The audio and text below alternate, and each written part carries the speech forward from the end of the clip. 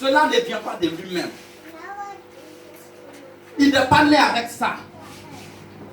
Mais c'est parce que quelque part, les gens l'ont programmé.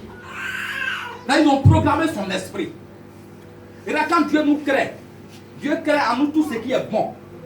Mais lorsque nous arrivons sur cette terre, c'est là que nous nous trouvons dans un entourage qui nous façonne.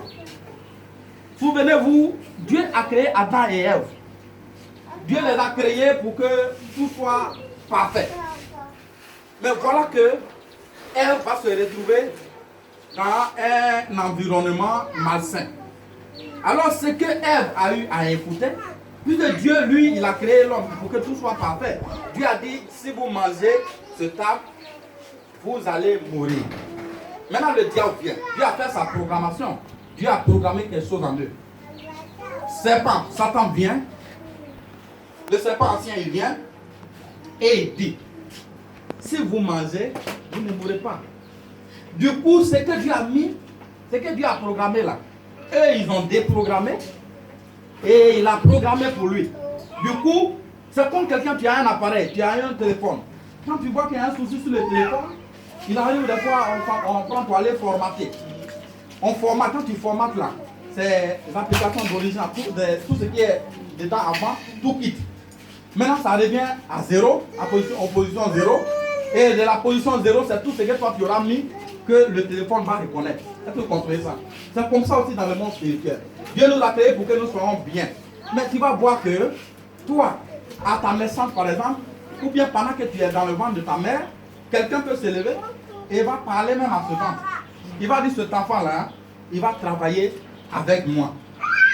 Donc lui, ce qu'il a dit là, ça a été une mémoire. Si tu n'es pas d'une bonne famille et que vous n'êtes pas des personnes de prière, déjà à ta naissance, tu deviens sorcier. D'accord? Celui qui a parlé, s'il est sorcier, tu deviens sorcier. Celui qui a parlé, s'il est animé d'un esprit, un autre esprit, c'est cet esprit qui va te prendre. Il peut arriver même où les gens, tes parents, les gens qui te prennent dans la main, quand nous naissons au village, des gens qui viennent te laver, qui te tiennent dans la main, les paroles qu'ils prononcent, ces paroles viennent pour enlever la programmation qui a été de naissance. Et c'est eux, c'est leur esprit qu'ils ont programmé. Pardon. Ils vont programmer leur esprit. Tu vas grandir avec ça. C'est pourquoi vous allez voir quelqu'un grandir et subitement, il marche selon un comportement qui n'a rien à voir avec la famille. Pourquoi? Parce qu'ils ont fait une programmation. Ils ont fait spirituellement, ils ont fait une programmation. On dit, toi, tu vas aller de homme à homme. Parce que mes enfants n'ont pas réussi. Donc, celle-là, elle va aller de homme à homme. Mes enfants ne sont pas mariés. Celle-là, elle va aller de mari à mari. Ou bien il va aller d'ivrognerie à ivrognerie. On a vu des personnes, des responsables qui travaillent à cause de la boisson. On les prend, on les affecte dans des choses. On a des affectes loin dans les coins reculés. Mais ils continuent à la boisson jusqu'à ce qu'on les renvoie. Une personne normale qui allait à l'école, qui travaille, et à cause de la boisson qu'on renvoie. Mais il faut avoir les yeux spirituels pour savoir que ton parent là, c'est pas de sa faute. Mais c'est un esprit qui a l'influence sur lui. Alléluia. Alléluia. Il faut savoir qu'il y a un esprit. Le chrétien ne doit pas rejeter. Regarde, Jésus-Christ dit dans Matthieu 5, verset 44, il a dit, bénissez tous ceux qui vous maudissent. Pourquoi Jésus-Christ dit ça? Il dit de bénir celui qui te maudit. Parce qu'en vérité, Jésus-Christ, lui, il ne voit pas la chair qui est devant, mais il voit ce qui influence la chair. C'est pour ça qu'il dit de bénir celui qui te maudit. De faire du bien à celui qui te fait du mal. Autrement dit, si il y a quelqu'un qui est sorti de ta maison, c'est par ton comportement, par ton amour, que cette personne va changer. On ne dit pas de t'exposer, de tenter Dieu, mais tu dois manifester l'amour envers cette personne-là. Tu dois amener la personne à comprendre que tu compatis aussi à sa souffrance. Parce que tu vas aller le déshabiller, tu vas même aller l'emprisonner. Mais le problème n'est pas réglé. Mais ça, c'est possible pour celui qui a les yeux spirituels. Alléluia. Bien aimé, aujourd'hui, je suis en train de vous prêcher ce message. Dieu m'a donné ce message pour vous prêcher. Pourquoi? Parce que aujourd'hui, il y a des situations qui surprennent le chrétien. Le chrétien se retrouve dans une situation Et il se mélange aussi aux païens. Tout le monde rejette telle personne, toi aussi tu rejettes. Mais où est la différence entre toi et le chrétien? Disons, entre toi et le païen. Le païen rejette. Toi aussi tu rejettes. Mais si le païen lui n'a pas les yeux spirituels pour voir devant, mais toi, tu dois avoir les yeux spirituels pour voir. Tu dois savoir que ce qui est en train de se passer ne vient pas de ton parent. Ce qui est en train de se passer ne vient pas de ton parent. Et que tu dois prier fort pour ton parent. Mais pourquoi? Nous avons la haine en nous. Lorsque nous prions, voici les prières nous avons l'habitude de faire. Seigneur, il faut tuer mes ennemis. Il faut tuer tous les sorciers de ma maison. Oui, ils ont une parole, ils ont un verset biblique là, dans Exode quoi. Les enchanteurs, les magiciens doivent mourir. Les enchanteurs, les magiciens doivent mourir. Donc tous ceux qui sont sorciers de ma maison, ils n'ont qu'à mourir. Tous ceux qui sont à la base de mon front, ils n'ont qu'à mourir. Il y en a qui prononcent les noms, hein. Ils vont se lever là. Si on leur a dit que c'est leur oncle à François, c'est François qui est sorti là. François, tu n'es pas Dieu. François, tu vas mourir aujourd'hui. François n'a qu'à mourir pour que moi je vive. Mes ennemis doivent mourir. Bien aimé, ce n'est pas de l'amour. François va mourir, mais l'esprit de François va rentrer dans la vie de Gaspard. Et Gaspard aussi va mourir. Finalement, le temps tu vas finir de tuer les François, les Gaspard, mais ton problème est toujours là. Et tu tournes avant, tu dis, Seigneur, mais comment se fait-il que depuis hier à ta maison, mon problème n'est pas réglé? Mais ton problème n'est pas réglé pourquoi? Parce que tu combats mal. Ton problème n'est pas réglé pourquoi? Parce que Dieu n'est pas avec toi dans ce combat. Parce que Dieu qui va t'aider, Dieu qui va t'aider à te faire sortir de la situation, lui il dit de bénir celui qui te maudit. Il dit de faire du bien à celui que tu appelles ennemi. Parce que c'est en cela que tu deviens extraordinaire. Sinon Satan lui là, il connaît ses amis qui sont Satan. Il s'entraide. Quand un sorcier a un problème, il va faire un recrutement. Quand il essaye que ça ne va pas là, il va appeler d'autres personnes dans un village. Ils viennent, ils font. Quand ça ne va pas, ils vont dans un autre village, ils vont faire un recrutement, ils s'entraident. Maintenant toi, tu es chrétien et puis tu vis dans la haine, tu es assis. Non, comme c'est elle qui a le problème là, celle-là, je vais vous couper avec elle. Je ne vais jamais lui parler, décroche pas ce téléphone. Tu as le problème là, il y en a qu'à régler là-bas. C'est fini entre nous, hein. C'est fini entre nous. Parce qu'elle n'est pas avec moi. Bien aimé, ce n'est pas à ce moment-là que Dieu t'appelle. Parce que Dieu même qui t'appelle là, lui, il aime les pécheurs. Il n'aime pas le péché, hein, mais il aime les pécheurs. Donc toi, si tu veux ressembler à Jésus-Christ, tu dois aussi aimer les pécheurs. Tu dois avoir les yeux spirituels pour savoir que celui qui est en face de toi, ce n'est pas lui que Dieu a appelé ton ennemi. Mais celui qui est en face de toi, il a des problèmes, il a plus de problèmes que toi. C'est que ça fait mal. Ça, il faut qu'on le dise, la réalité est là. On a vu un frère d'âme, qui, à chaque fois que lui il va à la banque, quand fin du mois arrive, le temps il va arriver à la banque, quand il en est là, il ne sait pas qu'est-ce qu'il fait au juste à l'argent, il n'arrive pas à payer son loyer, il n'arrive pas à subvenir aux besoins de la maison. Et sa maman m'a confié, sa maman s'est sortie dans sa bouche pour dire, ton salaire là, c'est moi qui prends ça. Pour dans mon monde là pour me glorifier parce que je suis reine là-bas. Son salaire là, c'est ça, il prend pour me faire valoir. Le monsieur il tourne, ça ne marche pas. La vérité est là, mais la dame vit sous son toit. Mais tu vis sous le toit de ton fils. Il n'arrive pas à payer le loyer, on vient l'humilier au quartier. Et c'est toi qui dis que c'est moi qui ai pris ton salaire là pour aller me faire valoir dans mon monde. Ça, combien de fois ça fait mal, bien aimé. Mais Dieu dit que ce n'est pas elle que tu vas combattre. Mais il faut combattre l'esprit qui est derrière. Or, si tu dois combattre l'esprit qui est derrière, mais il faut bien que la haine la quitte. Parce que si la haine ne quitte pas, tu ne peux pas te mettre à genoux pour dire Seigneur, pardonne ma maman. Pardonne-la parce qu'elle ne sait pas ce qu'elle fait. Christ n'est pas venu au hasard sur cette terre. Hein. Tout ce que Christ a eu à affronter, à confronter sur cette terre, toutes ces choses-là sont en train de se passer dans notre vie. C'est pourquoi Dieu nous appelle à lire sa parole jour et nuit. Alléluia. Tout ce que Jésus-Christ est venu, les choses qui se sont passées en la présence de Jésus-Christ, ces choses-là sont en train de se passer dans notre vie. Mais si Dieu nous dit, c'est vrai vous allez rentrer à Canaan, mais que le livre de la loi ne s'éloigne point de votre bouche. Méditez-le jour et nuit. C'est en cela que vous réussirez, c'est en cela que vous allez prospérer. Si Dieu dit ça, ce n'est pas au hasard. Il me dit pourquoi. Parce que les situations viendront vers toi, comme je le dis, où la dame vit sous le toit de son fils, mais de par sa force n'arrive pas à payer le loyer. Et elle est là, et Dieu lui demande ce qui est impossible. Dieu lui demande ce qui est au-delà de l'attendement de l'homme. Regarde, tu vas comprendre cela lorsque tu regardes, tu compares Jésus-Christ à la croix de Golgotha. Christ arrive à la croix. Les soldats romains, les mêmes qui l'ont percé, le sang était en train de couler. Il avait de véritables souffrances. Jésus-Christ, il avait soif, il était à la croix. Il demande l'eau. Et ces derniers-là, ils prennent vinaigre pour lui donner. Bien aimé, regarde comment ça fait mal. Quelqu'un souffre, il est blessé, il demande l'eau. Et c'est vinaigre que vous lui donnez. Ça va brûler encore plus sur les plaies. Mais Jésus-Christ n'a pas dit, mes ennemis, les soldats romains n'ont qu'à mourir. Les soldats romains n'ont pas vivre, ils n'ont qu'à mourir. Mais Jésus-Christ dit, Père, pardonne-les, parce qu'ils ne savent pas ce qu'ils font. Alléluia.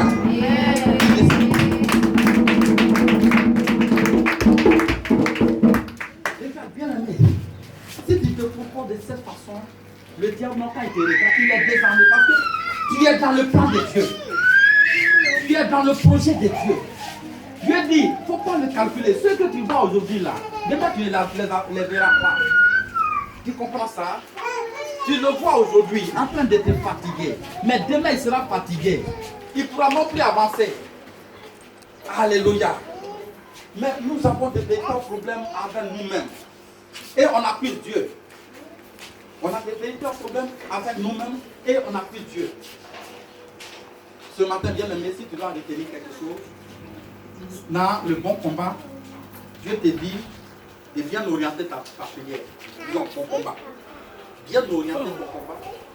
Et dans ce combat-là, surtout l'amour. Si tu n'as pas l'amour, tu as joué. L'amour, la véritable amour doit se manifester vis-à-vis de tout le monde. La véritable amour, c'est aller au-delà de ce que l'homme attend. Aller dans le camp des ennemis et leur faire du bien. C'est ça qu'on appelle la véritable amour. Ou bien le véritable amour. Les deux se disent. Maintenant, la spiritualité, c'est que ce que tu vois là, c'est de la chair. Quand nous allons mourir là, on va aller, la chair retourne à la terre.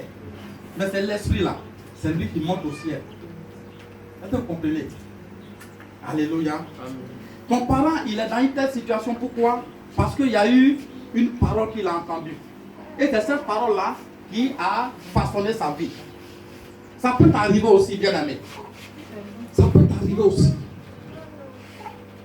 C'est pourquoi il faut vivre dans un cadre où on écoute des bonnes choses. Alléluia. Nous les chrétiens, nous ne pouvons pas sortir du péché. Pourquoi? Parce que nos oreilles n'écoutent pas que ce qui est bon. Parce que ce qui est bon, c'est ça qui va caractériser notre vie. Tu passes ton temps à écouter des bons cantiques, à lire les bonnes paroles de Dieu, à attendre que Dieu te parle. Bien aimé, c'est ce qui va te conduire. Mais tu passes ton temps à regarder les films des blancs où on est en train d'acclamer les homosexuels. Et tu essaies de faire des recherches, tu regardes les films où vraiment les homosexuels ils sont bien, ils vont au travail, où on fait de la chirurgie. Bien aimé, ça va impacter ton esprit. Et la curiosité va te pousser à essayer. Même tu as essayé, tu ne vas plus ressortir. Alléluia. Alléluia. Le monde d'aujourd'hui, c'est un monde spirituel. Hier, dans l'Ancien Testament, les combats étaient physiques. C'est pourquoi vous allez voir le peuple d'Israël peut aller s'arrêter là et combattre physiquement les Philistins. Ils vont combattre les Amalécites, les Amoréens. Mais aujourd'hui, Jésus-Christ vient, il fait de tout spirituel. Le monde dans lequel nous vivons aujourd'hui, c'est un monde spirituel. Donc, si une situation arrive, demande à Dieu. Seigneur, pourquoi cette situation est arrivée? Pourquoi cette situation est arrivée? Et il te dira, qu'est-ce qui a bien pu se passer? Demande à ton Dieu un jour. Père, ouvre mes yeux. Pour que je sache réellement ce qui se passe autour de moi. Pour que je connaisse vraiment ce qui est un problème. Parce que c'est lui qui a dit, invoquez-moi et je vais vous montrer les grandes choses, les choses que vous ne connaissez pas. Appelle-le. Père, voici la situation que je vis. Je veux que tu ouvres mes yeux. Tu vas voir. il va ouvrir les yeux. Il ne trouve pas tes yeux parce qu'il s'est dit que la haine est encore trop en toi. Alléluia. Lorsque tu en as la haine en toi, il va ouvrir tes yeux et tu vas comprendre que là où tu es assis, dans ta maison même, des personnes à qui tu te confies, ils sont tous dans un réseau. Mais il ne peut pas ouvrir tes yeux maintenant. Pourquoi? Parce que la haine est trop. Mais le jour où tu commences à développer l'amour en toi, il va ouvrir tes yeux. Parce que lorsque Dieu ouvre tes yeux, c'est pour prier pour eux. Alléluia. C'est pour prier pour eux. On va prendre le dernier passage, Ésaïe 50, verset 4.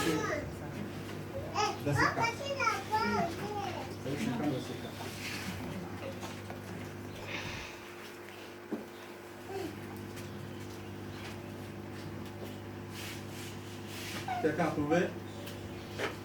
Ésaïe 50, verset 4.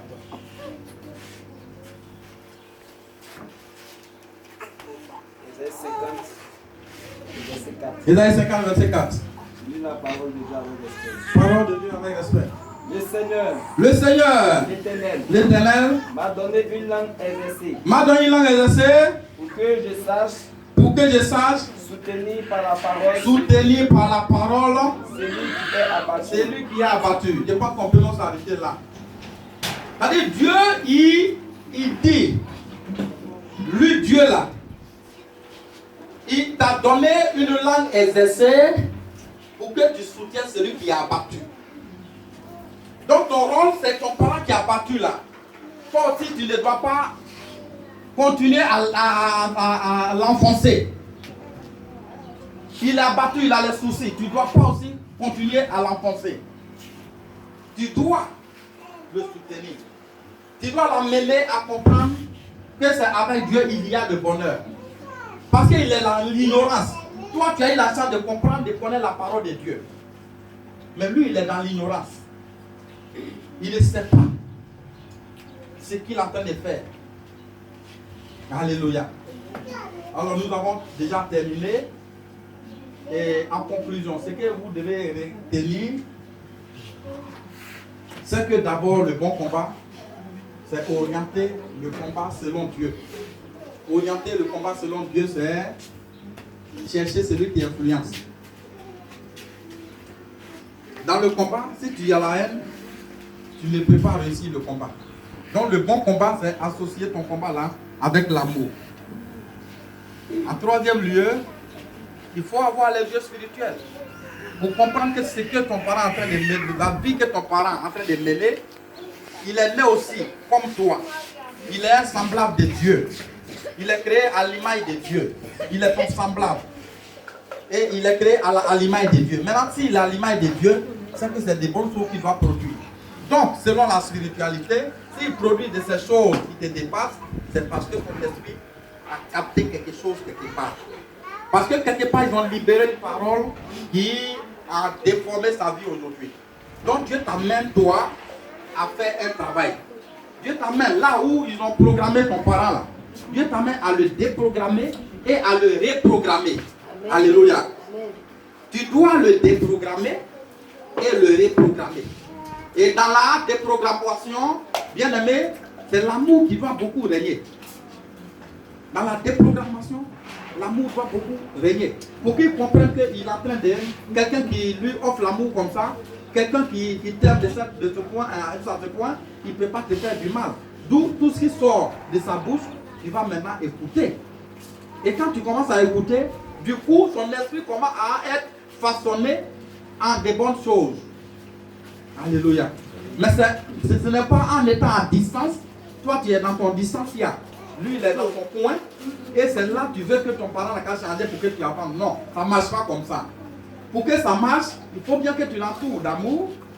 Il faut bien que tu sois en amour envers lui. Il deviendra ami avec toi. Et de là, tu profites pour lui parler de Jésus. Pour lui dire le monde dans lequel il se retrouve, ce n'est pas de sa faute. Il ne faut pas lui jeter les balles. Il ne faut pas l'accuser, il ne faut pas le juger. Il faut dire, c'est des situations qui arrivent. Il n'est pas le seul. Mais il peut changer avec Jésus-Christ. C'est ça, on parle de la reprogrammation. C'est là, on parle de la reprogrammation.